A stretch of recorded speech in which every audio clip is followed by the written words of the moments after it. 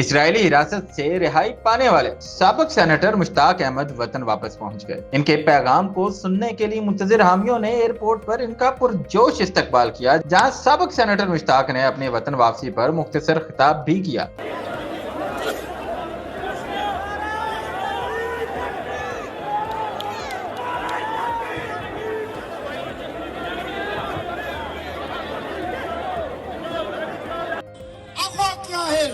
اس لیے اور میں نے ان سے یہ کہا کہ میرے بابا قوم قائد اعظم اسرائیل کو نہیں مانتا، میرا پاکستان نہیں مانتا، میری ریاست اسرائیل کو نہیں مانتی، میری حکومت اسرائیل کو نہیں مانتی، میرے عوام اسرائیل کو نہیں مانتے، میں اسرائیل کو نہیں مانتا، اسرائیل کو مٹائیں گے انشاءاللہ، اسرائیل کی ناجائز ریاست کو مٹائیں گے انشاءاللہ، بغیر دستخط کیے